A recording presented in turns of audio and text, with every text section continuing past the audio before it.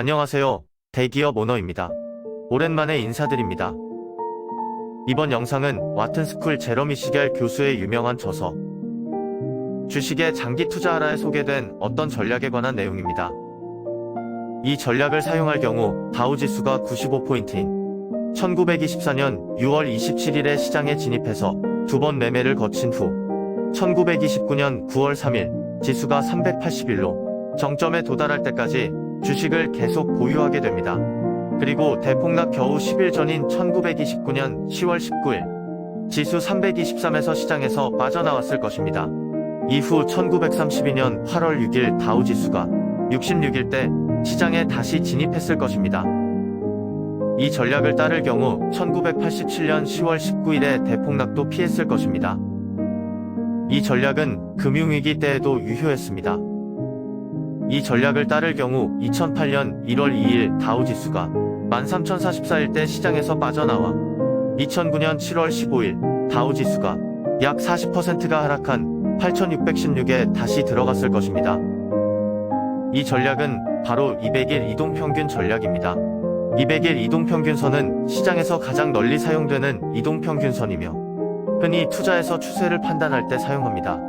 이동평균은 1일 주가보다 변동성이 훨씬 작습니다.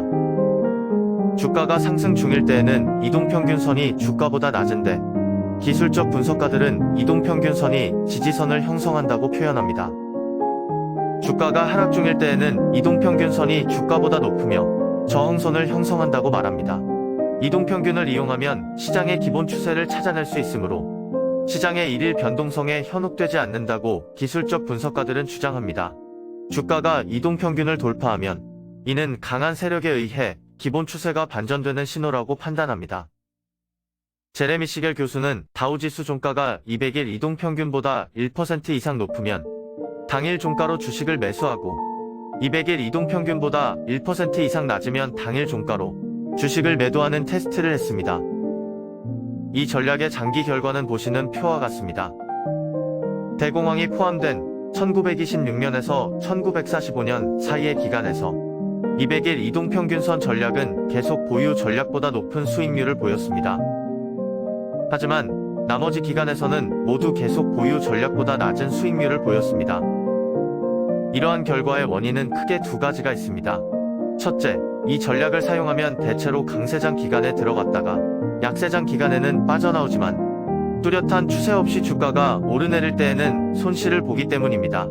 결국 이 전략의 연수익률의 최빈값은 마이너스 5%에서 0% 구간이고 계속 보유 전략은 5%에서 10% 구간이 됩니다. 특히 2000년에는 16번 시장에 들락거리는 과정에서 수익률이 약 마이너스 33%를 기록했습니다. 같은 기간 계속 보유 전략의 수익률은 마이너스 5%였는데 말이죠. 두 번째 이유로 계속 보유 전략에 비해 이 전략은 거래 비용이 들어가기 때문입니다. 제레미 시겔 교수는 200일 이동평균선 전략의 경우 시장의 대폭락은 대부분 피할 수 있었다고 말하면서도 특히 2010년, 2011년, 2012년에는 거짓 신호에 속아 시장을 20번 들락거리는 과정에서 거래 비용 때문에 수익률이 20%나 깎였을 것이라고 말합니다. 첫째 이유로 말씀드린 손실에 더해 추가적으로 거래 비용도 크게 발생하는 것입니다. 오늘 말씀드린 200일 이동평균 전략은 기술적 분석과 계속 보유 전략의 비교 예시일 뿐입니다. 시장에는 수많은 전략이 존재하고 각종 전략은 엄청난 수익률을 가져다 줄 것으로 착각하기 쉽습니다. 오늘은 책 하나를 소개드리고자 합니다. 문병로 교수의 매트릭 스튜디오입니다. 이 책의 사장에는 국내 시장에서 각종 기술적 분석 전략들의 백테스팅 결과를 소개합니다. 기술적 분석 얘기가 나와 이 책을 소개드리기는 하지만 사실 이 책에는 기술적 분석 전략 백테스팅 외에도 좋은 내용들이 많습니다. 내용은 다소 어려울 수 있지만 분명히 도움이 될 것입니다. 구독자 1000명도 안 되는 유튜버라 당연히 홍보는 아닙니다. 이 책을 접한 지 8년 정도 됐지만 아직도 종종 열어보곤 합니다.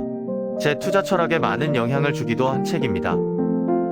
그럼 오늘도 각종 분석에 시간 쓰고 스트레스 받지 마시고 본업에 충실하고 가족과 즐거운 시간 보내시는 대기업 오너가 되시기를 바랍니다. 그럼 이번 영상 여기서 마치겠습니다. 끝까지 시청해주셔서 감사합니다.